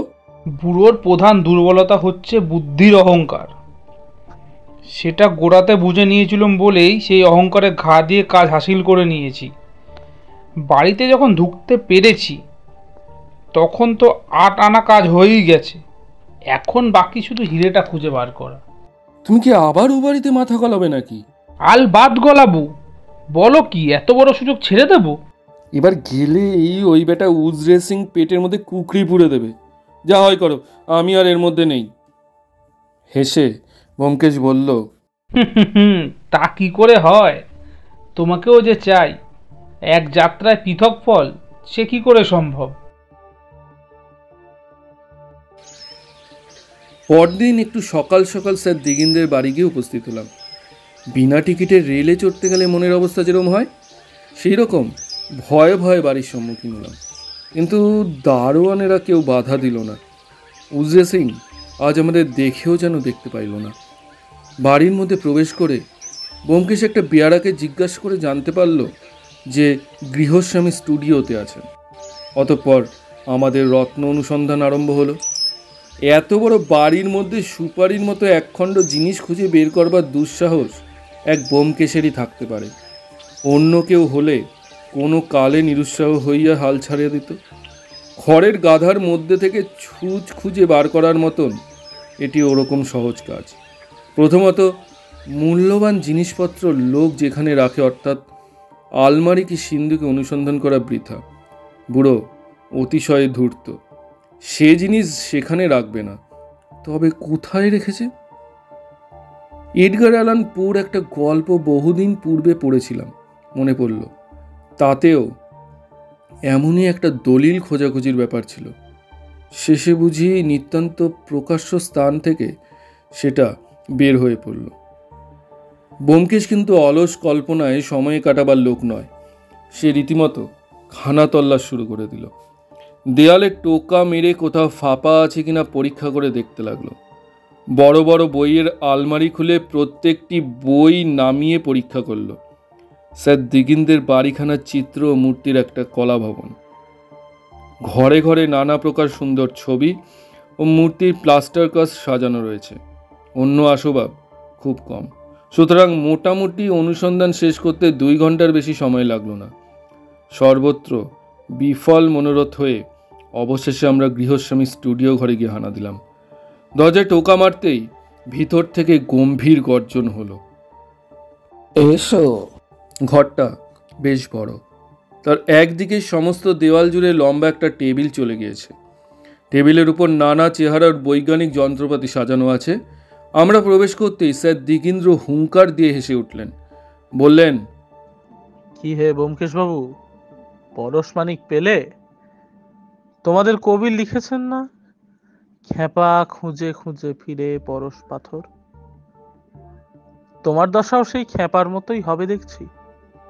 শেষ পর্যন্ত মাথায় বৃহৎ জটা গজিয়ে যাবে। আপনার লোহার সিন্দুকটা একবার দেখবো বলে ভাবছি। বেশ বেশ, এই নাও চাবি। আমিও তোমার সঙ্গে গিয়ে তোমাকে সাহায্য করতে পারতাম, কিন্তু এই প্ল্যাটার কাজটা ঢালাই করতে একটু সময় লাগবে। যা হোক, অজিত বাবু তোমায় সাহায্য করতে পারেন, আর যদি দরকার হয় উজরে সিং। তাহার ব্যঙ্গাত্মক উক্তি বাধা দিয়ে ব্যোমকেশ জিজ্ঞাসা করল, ওটা আপনি কি করছেন? একটু হেসে স্যার দিগিন্দ্র বললেন, আমার তৈরি নটরাজ মূর্তির নাম শুনেছ তো? এটা তারই একটা ছোট প্লাস্টার কাজ তৈরি করছি। আর একটা আমার টেবিলের উপর রাখা আছে, দেখে থাকবে। কাগজ চাপা হিসেবে জিনিসটা মন্দ নয়, কি বলো? মনে পড়ল স্যার দিগিন্দ্রের বসবার ঘরের টেবিলের উপর একটি অতি সুন্দর ছোট নটরাজ মহাদেবের মূর্তি দেখেছিলাম। ওটা তখনই আমার দৃষ্টি আকর্ষণ করেছিল, কিন্তু উহাই যে স্যার দিগিন্দ্রের নির্মিত বিখ্যাত মূর্তির মিনিয়েচার তা তখন কল্পনা করিনি। আমি বিস্মিত হইয়া বললাম, ওই মূর্তিটাই আপনি প্যারিসে এক্সিবিট করেছিলেন? স্যার দিগিন্দ্র তাচ্ছিল্য ভরে বলল, হ্যাঁ, আসল মূর্তিটা পাথরে গড়া, সেটা এখনো লুভারে আছে। ঘর থেকে বের হয়ে আসলাম। লোকটার সর্বতোমুখী অসামান্যতা আমাকে অভিভূত করে ফেলেছিল। তাই ব্যোমকেশ যখন সিন্দুক খুলে তন্ন তন্ন করে দেখতে লাগলো, আমি চুপ করে দাঁড়িয়ে রইলাম। এত বড় একটা প্রতিভার সঙ্গে যুদ্ধ করে জয়ের আশা কোথায়? অনুসন্ধান শেষ করে ব্যোমকেশ নিঃশ্বাস ছেড়ে বলল, না, কিছু নেই, চলো বাইরের ঘরে গিয়ে একটু বসা যাক। বসবার ঘরে ফিরে দেখলাম স্যার দিগিন্দ্র ইতিমধ্যে এসে বসেছেন এবং মুখ অনুযায়ী একটি স্থূল চুরুট দাঁতে চেপে ধোয়া বের করছেন। আমরা বসলে তিনি ব্যোমকেশের প্রতি কটাক্ষপাত করে বললেন, পেলে না? আচ্ছা, কুছ পরোয়া নেই, একটু জিরিয়ে নাও, তারপর আবার খুঁজো। ব্যোমকেশ নিঃশব্দে চাবির গোছা ফেরত দিল। সেটা পকেটে ফেলে আমার পানে ফিরে স্যার দিগিন্দ্র বললেন, ওহে অজিত বাবু, তুমি তো গল্প টল্প লিখে থাকো, সুতরাং একজন বড় দরের আর্টিস্ট। বলো দেখি, এই পুতুলটি কেমন? বলে সেই নটরাজ মূর্তিটি আমার হাতে দিলেন। 6 ইঞ্চি লম্বা এবং 3 ইঞ্চি চওড়া মূর্তিটি, কিন্তু ওইটুকু পরিসরের মধ্যে কি অপূর্ব শিল্প প্রতিভাই না প্রকাশ পেয়েছে। নটরাজের প্রলয়ঙ্কর নিত্যন্মাদনা যেন ওই ক্ষুদ্র মূর্তির প্রতি অঙ্গ হতে মুথিত হয়ে উঠছে। কিছুক্ষণ মুগ্ধভাবে নিরীক্ষণ করবার পর নিজে থেকেই মুখ দিয়ে বাইর হইল, চমৎকার, এর তুলনা নেই। ব্যোমকেশ নিষ্পৃহভাবে জিজ্ঞাসা করল, এটাও কি আপনি নিজের হাতে মোল্ড করেছেন? একটু ধোয়া ছেড়ে নিষ্পৃহভাবে স্যার দিগিন্দ্রনারায়ণ বললেন, হ্যাঁ, আমি ছাড়া আর কে করবে? ব্যোমকেশ মূর্তিটা আমার হাত থেকে নিয়ে নেড়ে চেড়ে দেখতে দেখতে বলল, এই জিনিস বাজারে পাওয়া যায় না বোধ হয়। না, কেন বলো দেখি? পাওয়া গেলে কিনতে নাকি? বোধহয় কিনতাম। আপনি এরকম প্লাস্টার কাস্ট তৈরি করে বাজারে বিক্রি করেন না কেন? আমার বিশ্বাস এতে পয়সা আছে। পয়সার যদি কখনো অভাব হয় তখন দেখা যাবে। আপাতত জিনিসটাকে বাজারে বিক্রি করে খেলো করতে চাই না। ব্যোমকেশ উঠে দাঁড়ালো, বলল, এখন তাহলে উঠি, আবার ওবেলায় আসবো। বলে মূর্তিটি ঠক করে টেবিলের উপর রাখল। স্যার দিগিন্দ্র চমকে উঠে রাগত স্বরে বললেন, তুমি তো আচ্ছা বেকুব, হ্যাঁ, এক্ষুনি ওটা ভেঙেছিলে। তোমাদের একবার সাবধান করে দিয়েছি, আবার বলছি, আমার কোনো ছবি বা মূর্তি যদি ভেঙেছ তাহলে সঙ্গে সঙ্গে বাড়ি থেকে বার করে দেবো, আর ঢুকতে দেবো না, বুঝেছো? ব্যোমকেশ অনুতপ্তভাবে ক্ষমা চাইলে তিনি বললেন, এসব সুকুমার কলার অযত্ন আমি একদম দেখতে পারি না। যা হোক, ওবেলা তাহলে আবার কখন আসছো? বেশ কথা, উদ্যোগিনাং পুরুষ সিংহ। এবার বাড়ির কোন দিকটা খুঁজবে মনস্থ করেছো? বাগান কুপিয়ে যদি দেখতে চাও তারও বন্দোবস্ত করে রাখতে পারি। বিদ্রুপ বেবাক হজম করে আমরা বাইরে আসলাম। রাস্তায় এসে ব্যোমকেশ বলল, চলো, এতক্ষণে ইম্পেরিয়াল লাইব্রেরি খুলেছে, একবার ওদিকটা ঘুরে আসা যাক, একটু দরকার আছে। ইম্পেরিয়াল লাইব্রেরিতে গিয়ে ব্যোমকেশ বিলাতি বিশ্বকোষ থেকে প্লাস্টার ক্যাস্টিং অংশটা খুব মন দিয়ে পড়ল। তারপর বই ফিরিয়ে দিয়ে বাইর হয়ে আসলো। লক্ষ্য করলাম কোনো কারণে সে বেশ একটু উত্তেজিত হয়ে আছে। বাড়ি পৌঁছালে পর আমি জিজ্ঞাসা করিলাম, কি হে, প্লাস্টার ক্যাস্টিং সম্বন্ধে তো কৌতূহল কেন? ব্যোমকেশ বলল, তুমি তো জানো সকল বিষয়ে কৌতূহল এটা আমার একটা দুর্বলতা। তা তো জানি, কিন্তু কি দেখলে? দেখলুম প্লাস্টার কাস্টিং খুব সহজ, যে কেউ তা করতে পারে। খানিকটা প্লাস্টার অফ প্যারিস জলে গুলে যখন সেটা দইয়ের মতন ঘন হয়ে আসবে, তখন মাটির বা মোমের ছাঁচের মধ্যে আস্তে আস্তে ঢেলে দাও। মিনিট 10 মধ্যেই সেটা জমে শক্ত হয়ে যাবে। তখন ছাঁচ থেকে বার করে নিলেই হয়ে গেল। ওর মধ্যে শক্ত যা কিছু ওই ছাঁচটা তৈরি করা যায়। এই তো এর জন্য এত দুর্ভাবনা কেন? দুর্ভাবনা নেই, ছাঁচে প্লাস্টার অফ প্যারিস ঢালবার সময় যদি একটা সুপরি কি ওই জাতীয় কোনো শক্ত জিনিস ঢেলে দেওয়া হয় তাহলে সেটা মূর্তির মধ্যে রয়ে যাবে। অর্থাৎ? কৃপাপূর্ণ দৃষ্টিতে ব্যোমকেশ আমার মুখের দিকে চেয়ে বলল, অর্থাৎ বুঝো লোক যে যান সন্ধান। বিকালে আবার স্যার দিগিন্দ্রের বাড়িতে গেলাম। এবারও তন্ন তন্ন করে বাড়িখানা খোঁজা হলো, কিন্তু কোনো ফল হলো না। স্যার দিগিন্দ্র মাঝে মাঝে এসে আমাদের ব্যঙ্গ বিদ্রুপ করে যাচ্ছিলেন। অবশেষে যখন ক্লান্ত হয়ে আমরা বসবার ঘরে এসে উপবিষ্ট হলাম, তখন তিনি আমাদের ভারী পরিশ্রম হয়েছে বলে চা ও জলখাবার এনে দিয়ে আমাদের প্রতি আতিথ্যের পরাকাষ্ঠা দেখিয়ে দিলেন। আমার ভারী লজ্জা করতে লাগলো, কিন্তু ব্যোমকেশ একেবারে বেহায়া। সে অম্লান বদনে সমস্ত ভোজ্য পেয়েও উদস্বাদ করতে করতে অমায়িকভাবে স্যার দিগিন্দ্রের সাথে গল্প করতে লাগলো। স্যার দিগিন্দ্র জিজ্ঞাসা করলেন, আর কতদিন চালাবে? এখনো আশ মিটল না? আজ তো বুধবার, এখনো 2 দিন সময় আছে। স্যার দিগিন্দ্র অট্টহাস্য করতে লাগলো। ব্যোমকেশ ভ্রুক্ষেপ না করে টেবিলের উপর থেকে নটরাজের পুতুলটা তুলে নিয়ে জিজ্ঞাসা করলো, এটা কদিন হলো তৈরি করেছেন? ভ্রু কুচকে স্যার দিগিন্দ্র চিন্তা করিলেন, পরে বলিলেন, দিন 15-20 হবে। কেন? না, এমনি। আচ্ছা, আজ উঠি, কাল সকালে আবার আসবো। নমস্কার। বলে ব্যোমকেশ উঠে দাঁড়ালো। বাড়ি ফিরতি চাকর পুটিরাম একখানা খাম ব্যোমকেশের হাতে দিয়ে বলল, একজন তকমা পরা চাপরাশি দিয়ে গেছে। খামের ভিতর শুধু একটি ভিজিটিং কার্ড।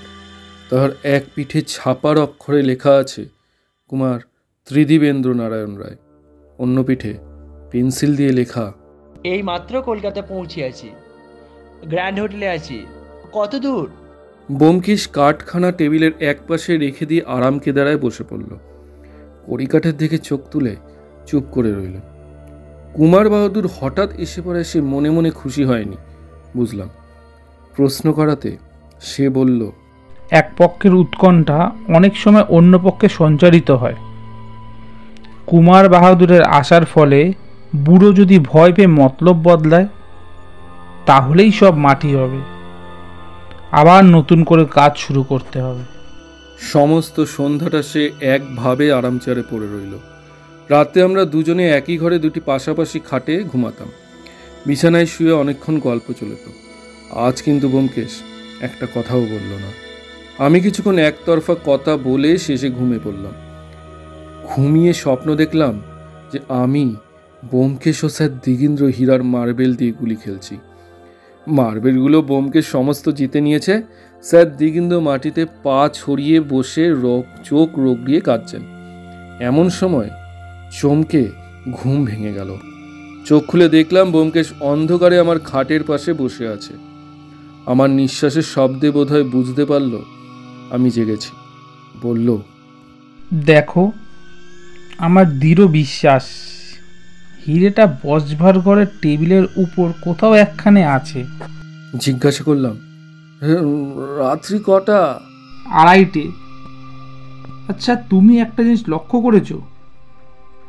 বুড়ো বসবার ঘরে ঢুকেই প্রথমে টেবিলের দিকে তাকায়। আমি পাশ ফিরে শুয়ে বললাম, তাকা, তুমি এখন চোখ বুজে শুয়ে পড়োগে। ব্যোমকেশ নিজের মনেই বলতে লাগলো, টেবিলের দিকে তাকায় কেন? নিশ্চয় দেরাজের মধ্যে। না, যদি থাকে তা টেবিলের উপরেই আছে। কি কি জিনিস টেবিলের ওপর? হাতির দাঁতের দোয়ার দান, টাইম পিস ঘড়ি, গদের শিশি, কতকগুলি বই, ব্লটিং প্যাড, সিগারেটের বাস্ক, পিনকুশন, নটরাজ। শুনতে শুনতে আবার ঘুমিয়ে পড়লাম।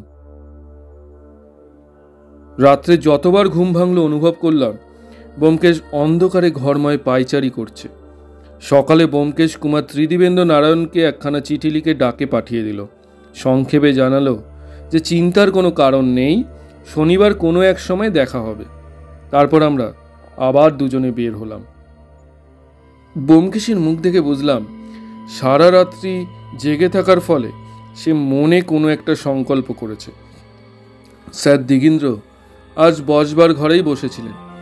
আমাদের দেখে সাড়ম্বরে সম্ভাষণ করে বললেন, এই যে মানিক জোর, এসো এসো, আজ ভারী সকাল সকাল। ওরে কে আছিস, বাবুদের চা দিয়ে যা। ব্যোমকেশ বাবুকে আজ বড় শুকনো শুকনো দেখছি। দুশ্চিন্তায় রাত্রে ঘুম হয়নি বুঝি? ব্যোমকেশ টেবিল থেকে নটরাজের মূর্তিটি হাতে নিয়ে আস্তে আস্তে বলল, এই পুতুলটিকে আমি ভালোবেসে ফেলেছি। কাল সমস্ত রাত্রি এর কথা ভেবে ঘুমোতে পারিনি।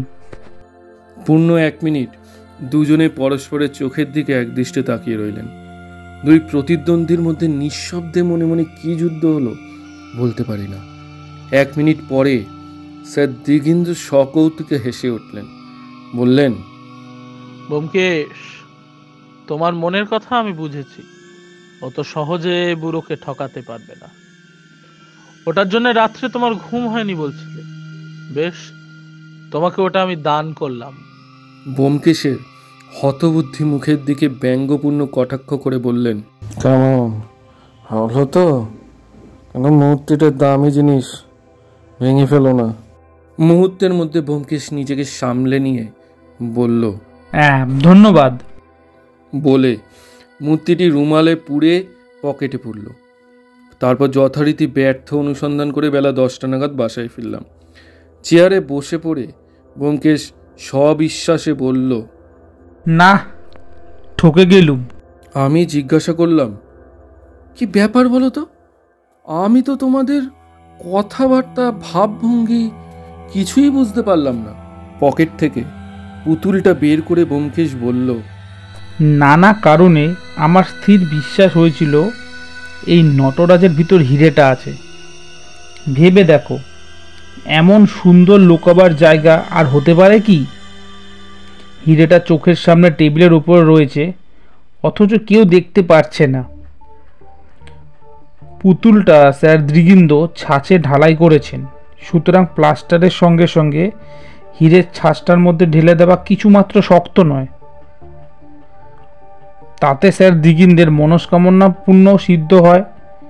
অর্থাৎ যে হিরেটার প্রতি তার এত ভালোবাসা, সেটা সর্বদা তার কাছে কাছে থাকে, অথচ কারো সন্দেহ হয় না। যেদিক থেকে দেখো, সমান যুক্তির অনুমান ওই পুতুলটার দিকে নির্দেশ করছে। তাই আমার ধারণা হয়েছিল যে হিরেটা আর কোথাও থাকতে পারে না। আজ ঠিক করে বেরিয়েছিলাম পুতুলটা চুরি করব, কিন্তু বুড়োর কাছে ঠকে গেলুম। শুধু তাই নয়, বুড়ো আমার মনের ভাব বুঝে বিদ্রুপ করে পুতুলটা আমায় দান করে দিল। কাটা গায়ে নুনের ছিটা দিতে বুড়ো 1 নম্বরের মাস্টার। মোটের ওপর আমার থিওরিটাই ভেস্তে দিল। এখন আবার গোড়া থেকে কাজ শুরু করতে হবে। আমি বললাম, কিন্তু সময়ও তো আর নেই, মাঝে মাত্র 1 দিন। ব্যোমকেশ পুতুলটার নিচে পেন্সিল দিয়ে ক্ষুদ্র অক্ষরে নিজের নামের প্রথম অক্ষরটা লিখতে লিখতে বলল, মাত্র 1 দিন, বোধহয় প্রতিজ্ঞা রক্ষা হলো না। এদিকে কুমার বাহাদুর এসে হানা দিয়ে বসে আছেন। না, বুড়োটা সব দিক দিয়ে হাস্য সম্পদ করে ছেড়ে দিল আমাকে। লাভের মধ্যে দেখছি শুধু এই পুতুলটা। মুখে একটা ভঙ্গি করে ব্যোমকেশ মূর্তিটা টেবিলের উপর রেখে দিল। তারপর বুকে ঘাড় গুজে নীরবে বসে থাকলো। বিকালের নিয়ম মতো স্যার দিগিন্দ্রের বাড়িতে গেলাম। শুনলাম কর্তা এইমাত্র বাইরে গেছেন। ব্যোমকেশ তখন নতুন পথ ধরল। আমাকে সরে যেতে ইঙ্গিত করে উজরে সিং থাপার সহিত ভাব জমাবার চেষ্টা আরম্ভ করলো। আমি একাকী বাগানে বেড়াতে লাগলাম। ব্যোমকেশ ও উজরে সিং বারান্দার 2 টুলে বসে অমায়িকভাবে আলাপ করছে। মাঝে মাঝে চোখে পড়তে লাগলো। ব্যোমকেশ ইচ্ছে করলে খুব সহজে মানুষের মন ও বিশ্বাস জয় করে নিতে পারে, কিন্তু উজরে সিং থাপার পাহাড়ি হৃদয় গলিয়ে তার পেট থেকে কথা বার করতে পারবে কিনা এই বিষয়ে আমার মনে সন্দেহ জাগলো।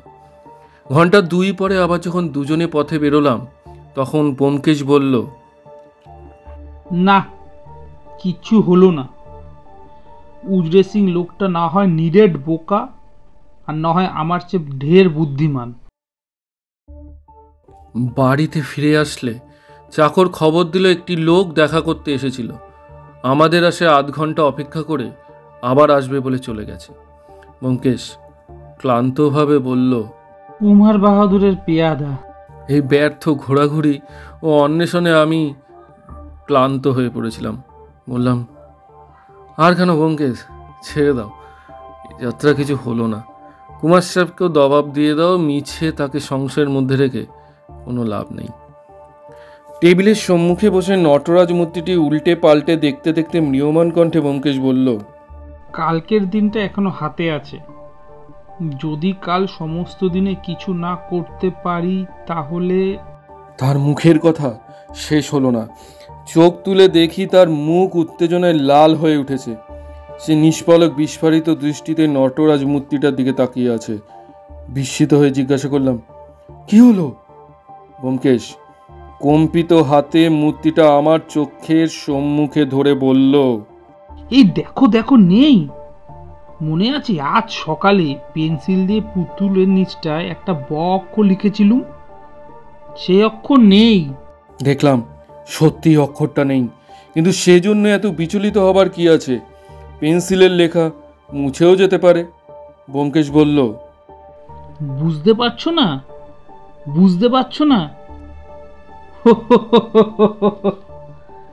বুড়ো কি ধাপ্পাটা নাই দিয়েছে, একবারে উল্লুক বানে ছেড়ে দিল যে, হে যা হোক বাঘেরও খোগ আছে। পুটিরাম! ভৃত্য পুটিরাম আসলে ব্যোমকেশ জিজ্ঞাসা করল, যে লোকটি আজ এসেছিল তাকে কোথায় বসিয়েছিলে? আগে এই ঘরে। তুমি বরাবর এ ঘরে ছিলে? আগে হ্যাঁ, তবে মাঝে তিনি 1 গ্লাস জল চাইলেন, তাই। আচ্ছা যাও। ব্যোমকেশ কিছুক্ষণ নিঃশব্দে বসে হাসতে লাগলো। তারপর উঠে পাশের ঘরে যেতে যেতে বলল, তুমি হয়তো শুনে আশ্চর্য হবে, এই হিরেটা আজ সকাল থেকে সন্ধে পর্যন্ত আমার এই টেবিলের ওপর রাখা ছিল। আমি অবাক হয়ে তাকিয়ে রইলাম। বলে কি, হঠাৎ মাথা খারাপ হয়ে গেল নাকি? পাশের ঘর থেকে ব্যোমকেশ ফোন করছে শুনতে পাইলাম। হ্যাঁ, কুমার ত্রিবেন্দ্র। হ্যাঁ, আমি ব্যোমকেশ। কাল বেলা 10টার মধ্যে পাবেন। আপনার স্পেশাল ট্রেন যেন ঠিক থাকে। পাওয়া মাত্র রওনা হবেন। না, এখানে থাকা বোধহয় নিরাপদ হবে না। আচ্ছা আচ্ছা, ওসব কথা পরে হবে। ভুলবেন না 10:30টার মধ্যে কলকাতা ছাড়া চাই। আচ্ছা, আপনাকে কিছু করতে হবে না। স্পেশাল ট্রেনের বন্দোবস্ত আমিই করে রাখবো। কাউকে কিছু বলবেন না। না, আপনার সেক্রেটারিকেও নয়। আচ্ছা, নমস্কার। তারপর হ্যাট কোট পরে বোধ করি স্পেশাল ট্রেনের বন্দোবস্ত করতে ব্যোমকেশ বার হলো। ফিরতে রাত হবে, তুমি শুয়ে পড়ো বলে বেরিয়ে গেল। রাত্রে কখন ব্যোমকেশ ফিরল জানতে পারিনি।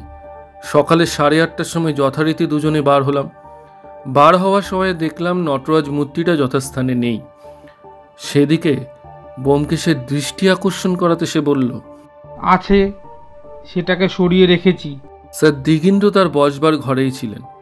আমাদের দেখে বললেন, তোমাদের দৈনিক আক্রমণ আমার গা সওয়া হয়ে গেছে। এমনকি তোমরা যতক্ষণ আসনি ততক্ষণ কেমন ফাঁকা ফাঁকা ঠেকছিল।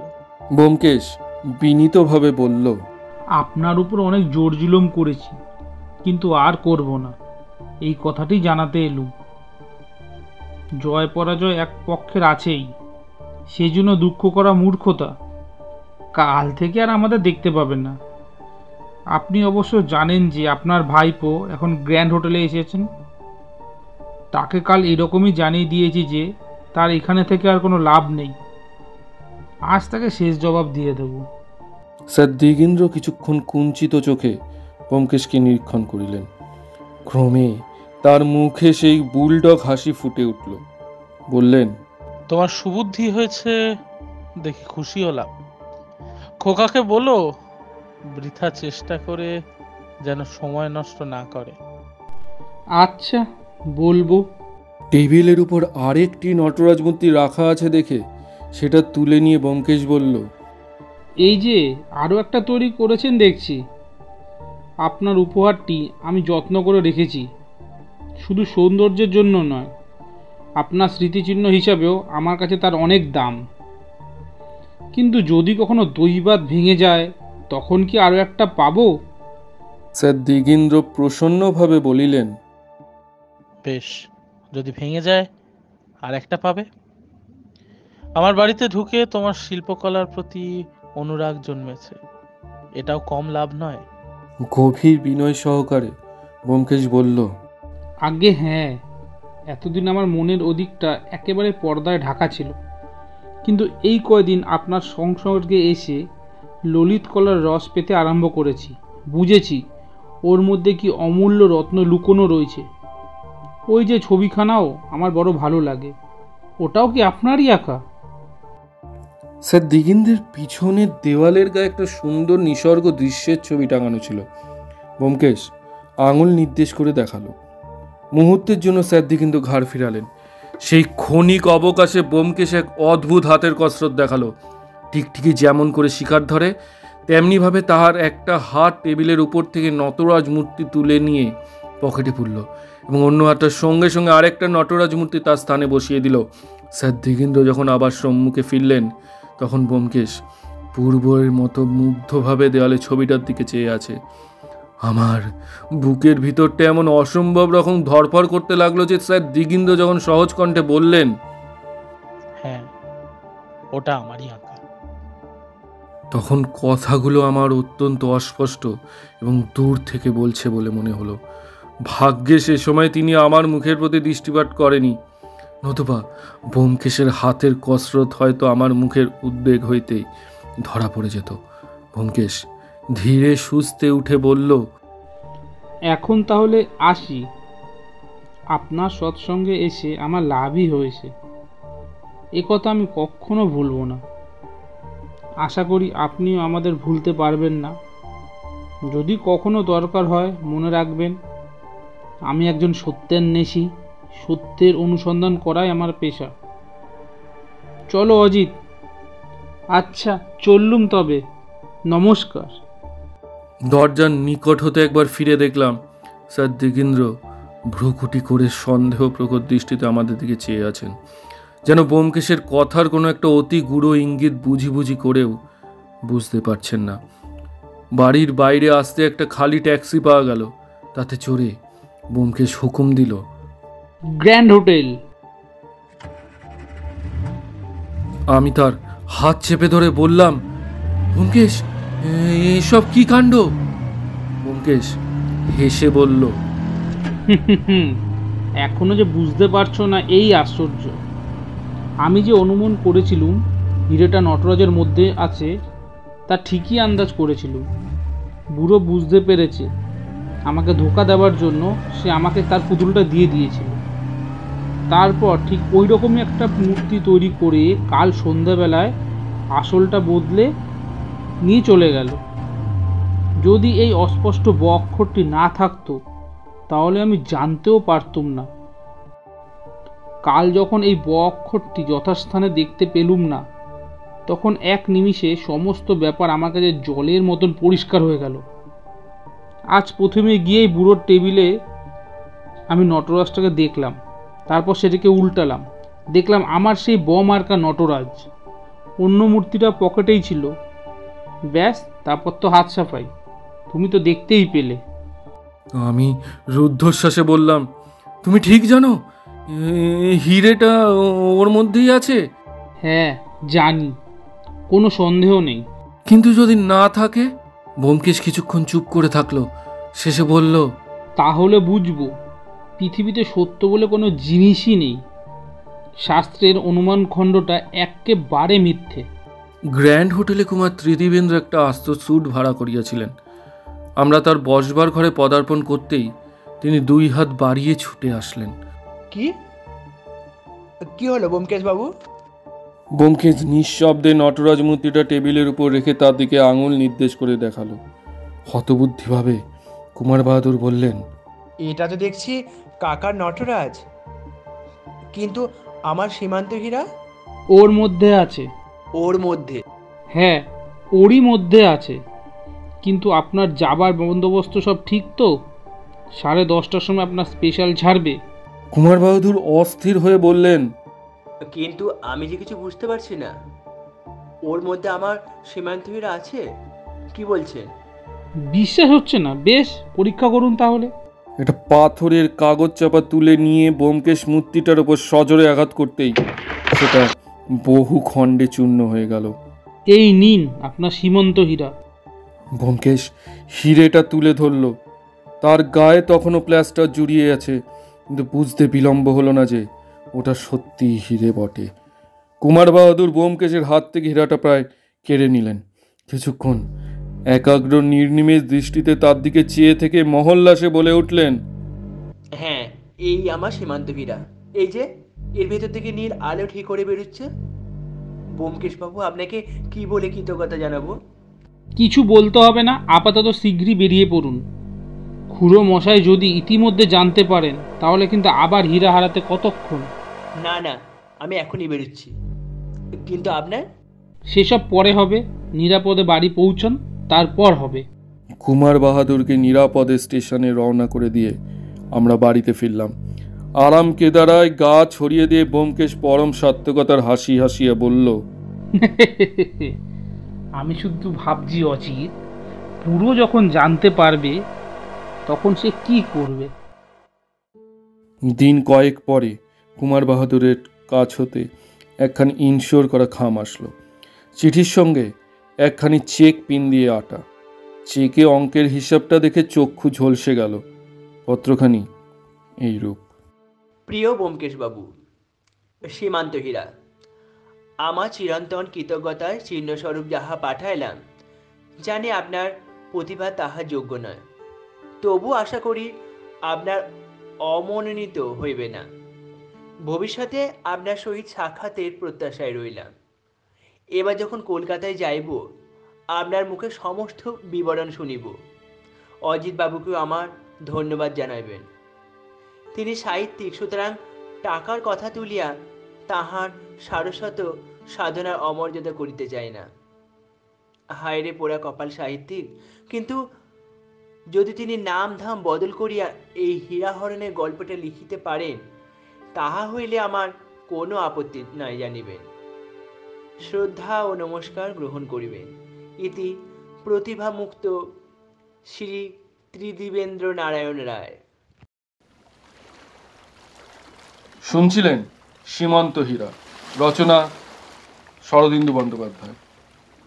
কথক এবং অজিতের ভূমিকায় আমি অয়ন, ব্যোমকেশের ভূমিকায় অঙ্কিত, কুমার ত্রিদিবেন্দ্র নারায়ণ রায়ের ভূমিকায় উজ্জ্বল, স্যার দিগীন্দ্র নারায়ণ রায়ের ভূমিকায় ঋতব্রত, কুটিরামের ভূমিকায় জয়, উজরে সিংয়ের ভূমিকায় জয়, ভদ্রলোক এবং কর্মচারীর ভূমিকায় অয়ন, সেক্রেটারির ভূমিকায় শুভজিৎ। শব্দগ্রহণ, সঙ্গীত সংযোজনে আমি অয়ন, পোস্টার ডিজাইনে অঙ্কিতা, পর্ব পরিচালনায় আমি অয়ন। নিজেদের গল্প পাঠান ডেসক্রিপশনে দেওয়া আমাদের মেল আইডিতে। আমাদের সাথে জুড়ে থাকুন ফেসবুক, ইনস্টাগ্রাম এবং হোয়াটসঅ্যাপ চ্যানেলেও, লিঙ্ক ডেসক্রিপশনে। ধন্যবাদ, সাথে থাকবেন। আরও অনেক রহস্য, ভৌতিক, কৌতুক, অলৌকিক গল্প আপনাদের আমরা শোনাবার জন্য প্রস্তুত। দেখা হবে আগামী গল্পে। আজকের মতো বিদায়।